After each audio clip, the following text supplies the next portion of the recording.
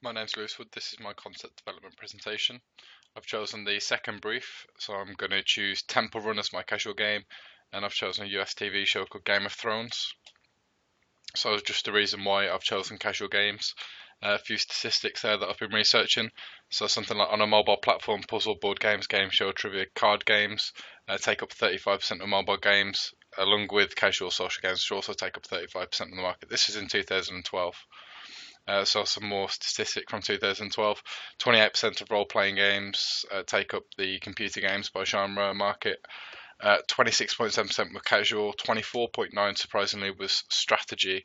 But obviously since 2012, there's been a huge increase in numbers playing specific online games such as Dota 2. There's a graph there to show the increase. And mix that with something like League of Legends, which has got like 67 million users. So that leads us on to 2013 statistics, which means the increase there you can see 38.4% strategy games, 28.3% casual games for all online games, or computer games, sorry. So types of mobile games played most often, 46% casual games, types of online games, 30%. So a 55% increase in popularity from 2012 to 2013. So obviously the trend you can see is a constant increase with casual social games. So gender, sales of Temple Run past the 1 billion mark. 1 billion mark, sorry. 6% of the players are female. So a study by Flurry, they tracked the top 200 iOS games in 2013, and Endless Runner is kind of gender neutral, although it's swaying to females. The average age is between 20 and 25.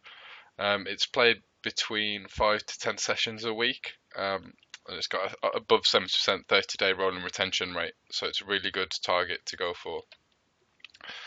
Game of Thrones and Temple Run. Temple Run's an endless runner, and it's chased.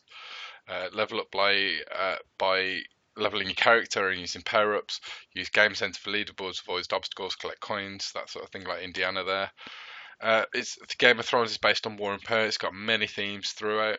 But I'm going to choose something like strength and skill so I can develop that with my game, and I'll tell you why now. And obviously the dragon aspect of it, because every story needs dragons. Character development of character potential. Does any character have all the skills he or she needs to survive, or do characters need to work together in order to prosper? A question like that would come in very handy when it comes to developing the game aspect of it, and the characters. So visuals, you can see there's a picture of Temple Run. On the right hand side, there's a picture of the map of Game of Thrones. So there's many different environments there. And the smaller image there with the black line, you can see that's the Daenerys Targaryen character path throughout the Game of Thrones series. So that might be a good indication of the different levels that it could have, and based on the different environments that she travels through. And just a collective of some images there where she's travelled. In the bottom left, it's a quick 2D platformer, so you can see there's like 5 vents and the dragons and stuff like that. A good mechanic would be like a flame shield, where you could just have a swipe user interface that will move the shield up and down to protect yourself from fire. And that leads us on to core gameplay and engagement. It's a 2D platformer where the character is tasked with retrieving the dragon's eggs before they hatch. Just a quick note there, 60% of players are women, and as Jesse Shell said, like, women prefer to nurture, whereas males tend to do different things to that, or want different things from games.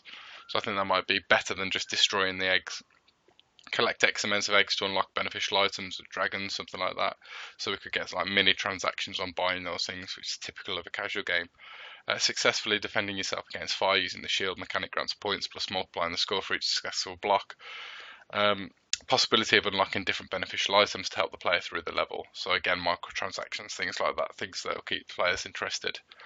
Sustained engagement. So how are they going to carry on playing my game? Because it will only be like a 30 minute to an hour session that I'll play probably per day or something like that. A very small amount of time.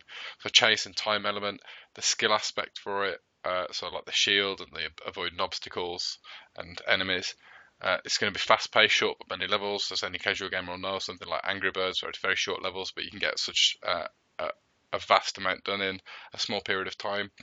Again, the achievements, leaderboards, game center, that sort of thing will come in very handy for the engagement as well. So, because some people love to collect just achievements, and they'll play games for the achievements, a bit like the gamer score on Xbox. And again, you can travel with the Daenerys storyline. So eventually you might catch up with her or something, and that could lead to like the end of the game maybe. So there's definitely a progression through the game. And that's my presentation. Thank you for listening.